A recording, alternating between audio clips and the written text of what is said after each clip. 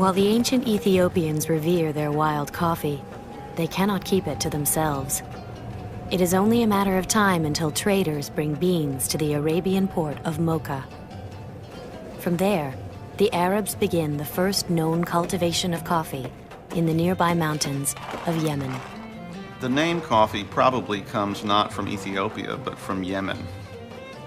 Coffee cultivation went across the Red Sea, and so the Arabs began to grow it in Yemen. And the Arab word for wine is kawa, and that's the derivation. They thought it was kind of like a substitute for wine. It was legal, whereas wine wasn't. And so I think that coffee probably comes from the word kawa. Some people say that coffee was named for a little town in Ethiopia called Kafta. Other people say that Kafta was named for coffee. Some people say that it came from coffee's power to forestall sleep, and that it was an old word for something that puts off your desire for something. The truth is that nobody knows where the word coffee came from.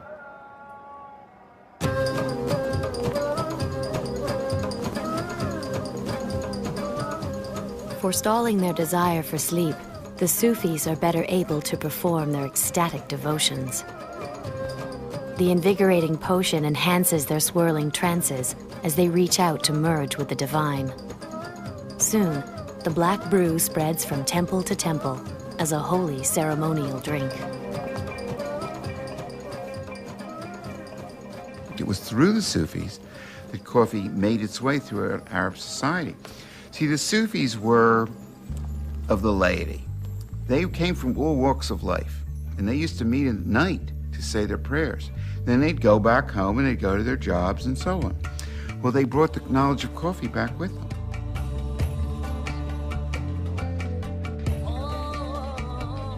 Very quickly, it went over into secular life.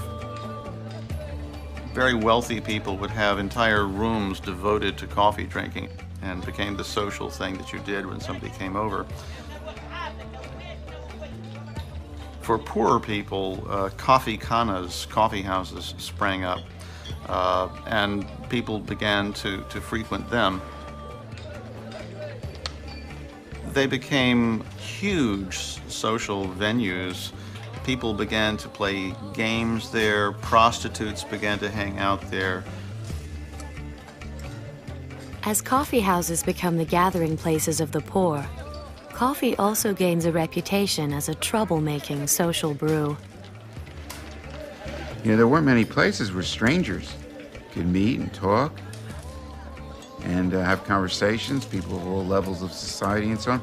There weren't any places like that. And the coffee houses was something that no one had ever seen before. And they were considered to be a source of vice, a source of possible sedition and revolution, and with good reason, actually. Because the truth is, people do talk about politics at coffee houses.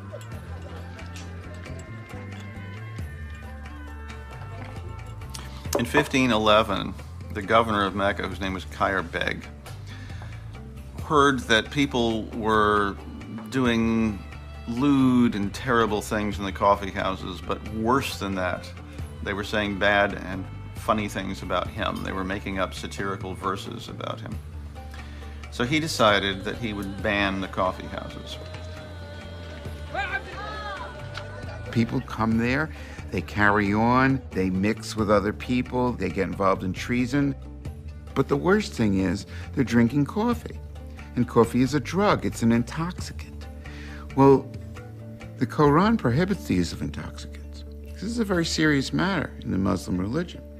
In fact, the penalty for using intoxicants is execution. And he tried to ban the coffee houses. However, the Sultan of Cairo, who was his boss, who loved coffee, and it was being served in Cairo, when he heard about this, he reversed the order. Disputes among the ruling classes about the disreputable coffee houses only adds to the popularity of the irresistible bean.